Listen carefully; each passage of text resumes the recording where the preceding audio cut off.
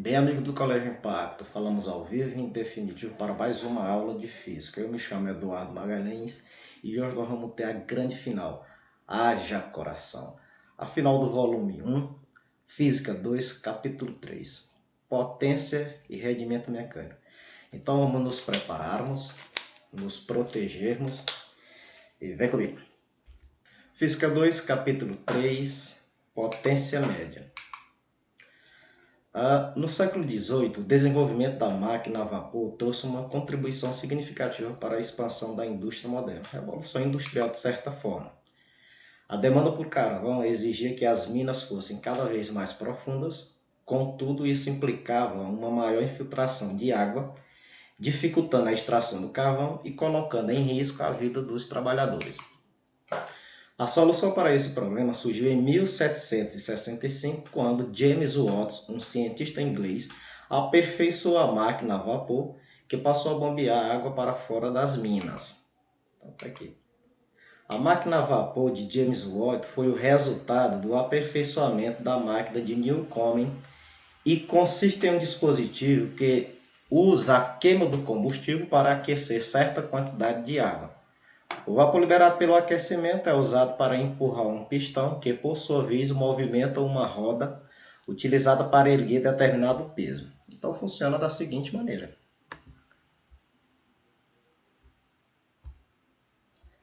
Aqui nós temos a fonte térmica, né, a chama produzida pela queima do carvão, que transfere energia térmica para esse volume de água. Um percentual desse volume de água vai passar para o estado gasoso, vai mudar de estado físico de agregação, e com isso faz com que o vapor pressione esse pistão aqui, provocando o deslocamento do mesmo. Então, basicamente, funciona dessa forma aí. A fonte térmica provoca o aquecimento da água, que por sua vez os vapores, em função desse aquecimento, empurram o pistão e ele começa a funcionar um cilindro e assim bombeando a água, ok? Então a máquina de Watts proporcionou o desenvolvimento de várias outras máquinas e o vapor passou a ser usado no funcionamento delas. Se observarmos o funcionamento dessas máquinas, veremos que elas realizam trabalho. E o que é o trabalho? O trabalho de uma força é definido pelo produto direto entre a força aplicada e o deslocamento sofrido pelo corpo ou pelo sistema. Então tá aqui, ó, nós temos um bloco de massa qualquer, apoiado na horizontal, e sobre ele existe uma força aplicada. Essa força aplicada sobre esse bloco provoca no mesmo deslocamento. Então ele sofre um certo deslocamento. Então nessa situação ocorreu o trabalho realizado sobre o sistema. Quando estamos calculando o trabalho, não levamos em conta o tempo para realizar ele. Apenas analisamos a força e o deslocamento sofrido pelo meio. Não esqueçam que trabalho independe da trajetória descrita, depende apenas do deslocamento. Mas às vezes é necessário sabermos o tempo em que determinado trabalho é realizado. Quando você tem o valor do trabalho realizado em um corpo ou em um sistema e o tempo que isso ocorreu, nós temos a potência. A potência nada mais é, voltando aqui, a potência nada mais é do que a rapidez com que o trabalho ele é realizado. Então, ó, potência, vocês vão lembrar, potência é o trabalho sobre o tempo, e aí o trabalho ele pode ser representado, pela letra T, né, o T grego, ou pelo W, né? No nosso material, utiliza-se a letra W para representar o trabalho. Então, nós temos aqui potência, a rapidez com que o trabalho ele é realizado, ou seja, trabalho dividido pelo intervalo de tempo, que é representado pelo ΔT. Então, nós temos aí T e W equivale ao trabalho realizado, ΔT é o intervalo de tempo gasto, e P é a potência. Né? Unidades no sistema internacional. Nós sabemos que a unidade de trabalho no sistema internacional é o Joule. E de ΔT, intervalo de tempo, a unidade no sistema internacional é o segundo. E P, a unidade de potência, é o watts. Não esqueçam que 1 watts equivale a 1 joule sobre 1 segundo. Alguns múltiplos do watts. Nós temos aí o kilowatts. 1 kilowatts equivale a 1000 watts, ou 10 elevado a 3 watts. 1 megawatts equivale a 1000 kilowatts, ou 10 elevado a 6 watts. E 1 gigawatts equivale a 1000 megawatts, ou 10 elevado a 9 watts. Vamos a um exemplo. Que potência o motor de um guindaste precisa ter para erguer um caixote de 200 kg a uma altura de 12 metros em um intervalo de tempo de 1 minuto? Então, nós temos aqui um guindaste. Aqui você tem um guindaste. Ele vai erguer esse caixote. Ele vai erguer esse caixote aqui, que tem uma massa de 200 kg em uma altura de 12 metros durante 1 minuto. Então tá aqui, ó. Então ele realiza um trabalho para erguer esse objeto de 200 kg a uma altura de 12 metros, no intervalo de 1 minuto. Qual é a potência desse guindaste? Então vamos calcular. O trabalho realizado pela força do motor, nessa situação aí, vai ser igual ao trabalho da força peso. Como o movimento para erguer esse corpo de 200 kg, ele é um movimento uniforme, a força aplicada pelo guindaste tem que ser igual à força peso. Aí nós sabemos, a uma altura H, nós sabemos que o trabalho é a força vezes a altura. A força, ela passa a ser substituída, ó. Você vai substituir a força pelo peso. E o peso, por sua vez, é a massa vezes a gravidade. Então você substitui aqui, ó, o peso pela massa vezes a gravidade. Então nós temos o trabalho, ele é igual a massa vezes a gravidade vezes a altura. Qual o valor da massa? 200 kg. A aceleração da gravidade local, 10 metros por segundo ao quadrado. E a altura, 12 metros. Aí nós vamos substituir, ó, sabendo que a aceleração da gravidade local é de 10 metros por segundo ao quadrado, você substitui. Massa, 200 kg, aceleração da gravidade, 10, e a altura, 12. Multiplicando tudo isso, nós teremos um trabalho realizado pelo guindaste equivalente a 24.000 joules. Aí aqui nós temos, ó, o trabalho realizado igual a 2.400 joules, ok? Agora vamos calcular a potência. A potência é o trabalho, que é 2.400, dividido pelo tempo gasto.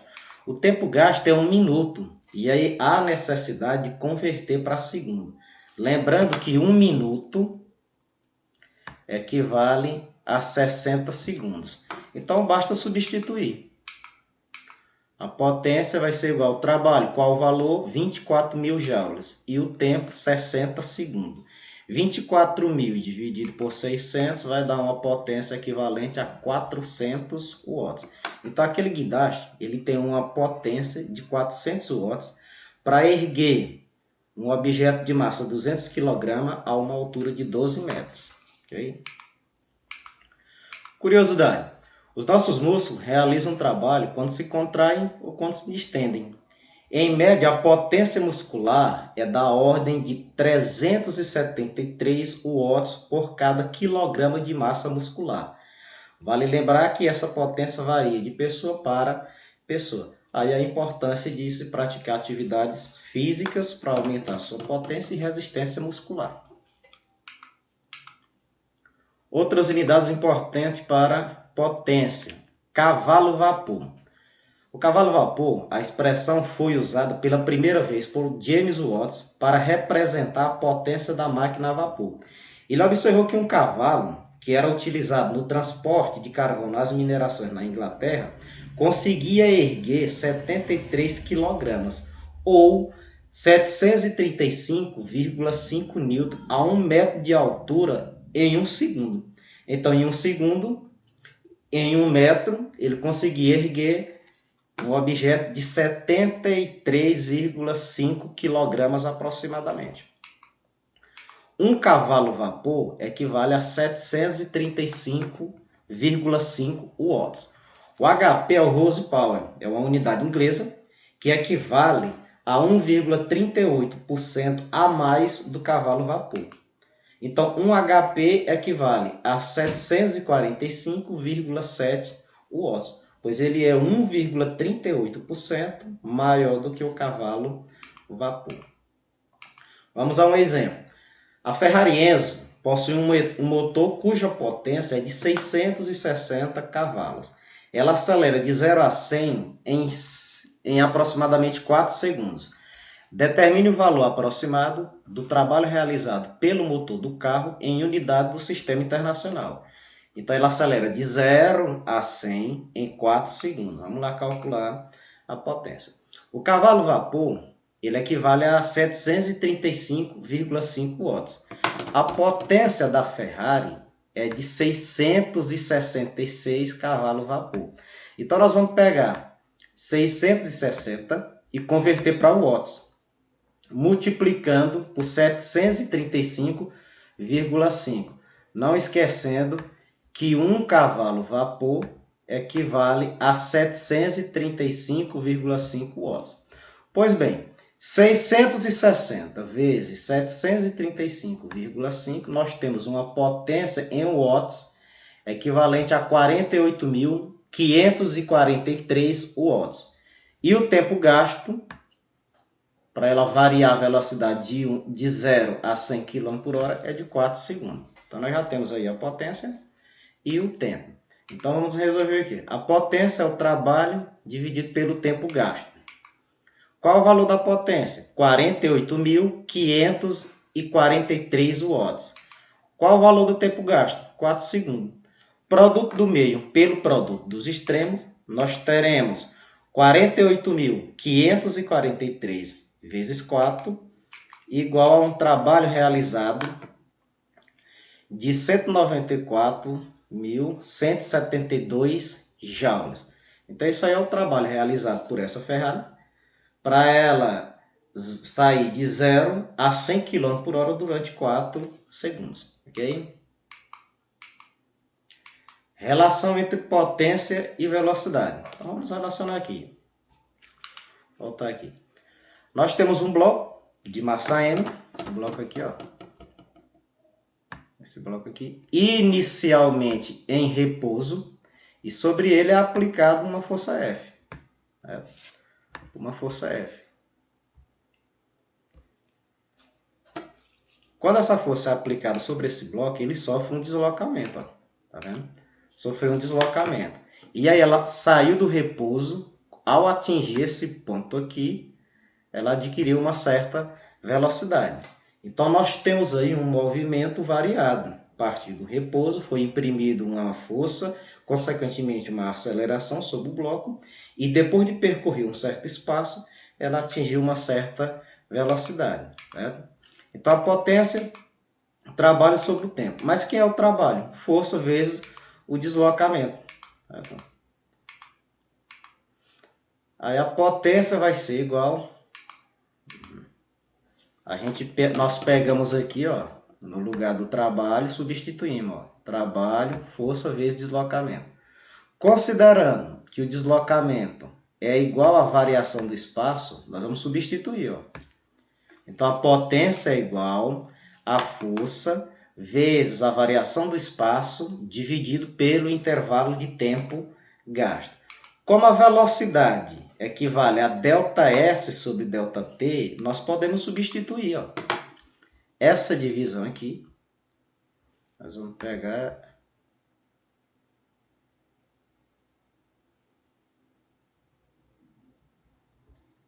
Nós vamos pegar essa divisão aqui, ó, ΔS sobre ΔT, equivale a velocidade. Então, a gente pega e substitui, certo? Então, potência, voltando aqui. Voltar aqui para que não tenha dúvida. Então, potência, trabalho dividido pelo tempo. Trabalho, força vezes deslocamento. O deslocamento, ele é igual à variação do espaço. Certo? A gente pega e substitui. Então, a potência é igual à força vezes o deslocamento. dividido por ΔT. Sendo a velocidade ΔE sobre ΔT, nós teremos a potência é igual à força vezes a velocidade média. Então, a relação entre potência e velocidade é que a potência ela é diretamente proporcional à velocidade. Quanto maior a velocidade, maior a potência. Por isso é muito comum disputa de corrida entre veículos, entre carros, para saber qual o mais potente. Pois aquele que percorrer um certo espaço no menor intervalo de tempo e atingir maior velocidade é o veículo mais potente. Então,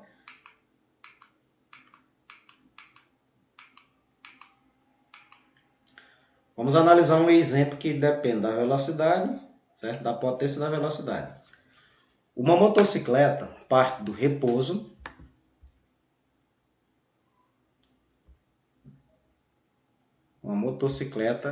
que parte do repouso,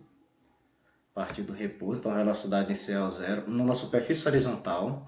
Se a força exercida pelo motor é constante e paralela ao deslocamento, determine a velocidade instantânea quando a moto atingir 72 km por hora após percorrer 200 metros. Sabendo que a massa da moto e do motoqueiro valem juntas 240 km por hora. Então, partiu do repouso, velocidade inicial 0. A velocidade final é de 72 km por hora. Após percorrer 200 metros. E a massa do conjunto, motociclista e moto, é de 240 km por hora. Então, vamos lá. Então, você tem a motocicleta, né, se desloca 200 metros com a massa de 240 kg. A velocidade inicial é igual a 0. Já a velocidade final, ela está em km por hora. Então, há necessidade de converter para metros por segundo. Então, basta dividir por 3,6. Então, ó, 72 dividido por 3,6 é igual a 20 metros por segundo. Observe que nessa situação nós não temos o tempo não foi fornecido.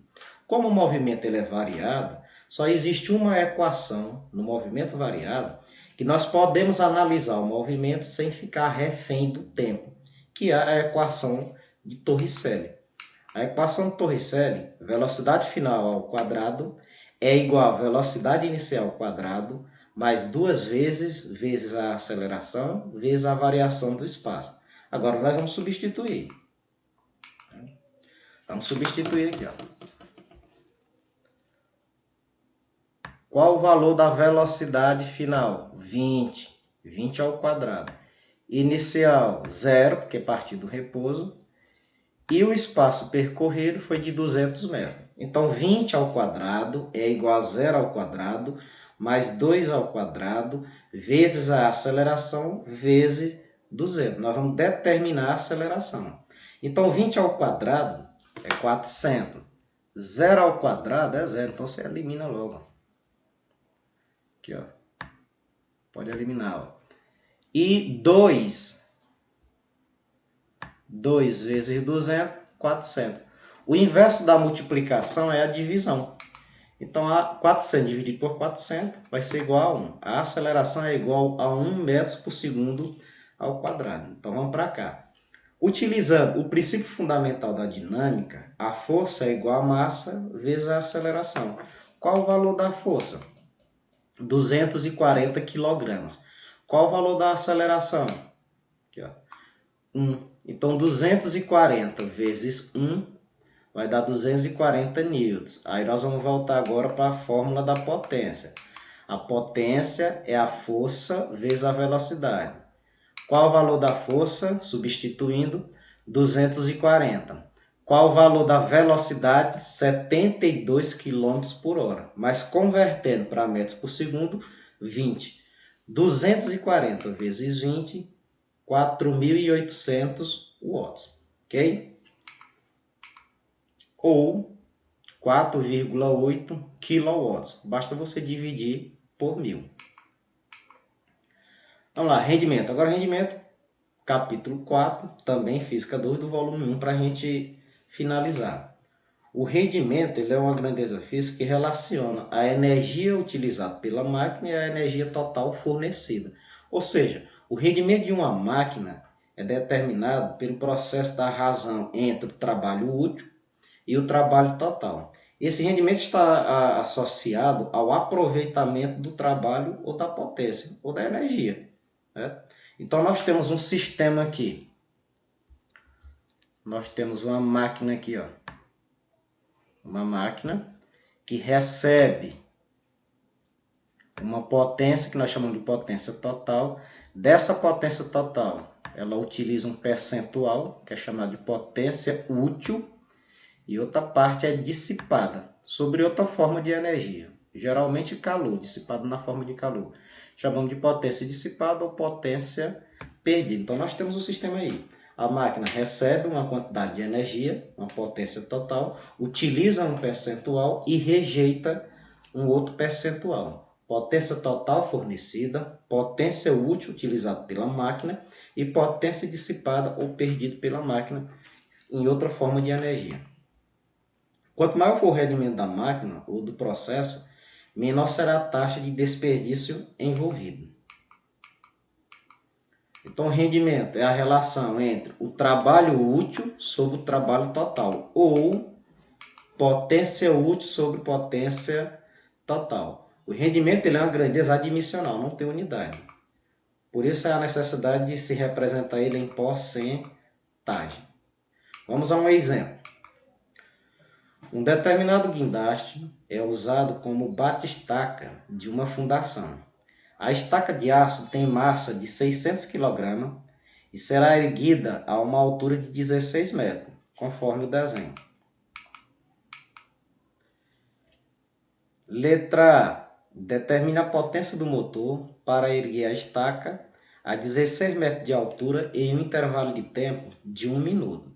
E a letra B. Se o rendimento do motor chegar a 80%, qual a potência total e a potência dissipada? Então vamos lá. Na letra A, o trabalho realizado pela força do motor, o trabalho útil, é igual ao trabalho da força-peso ao longo da altura. Então nós temos aí a força e o peso. Como ele vai erguer com velocidade constante, o peso e a força são iguais. Então o trabalho é a força vezes o deslocamento. Essa força vai ser substituída pela força peso. E o peso, por sua vez, é a massa vezes a aceleração da gravidade local. Então o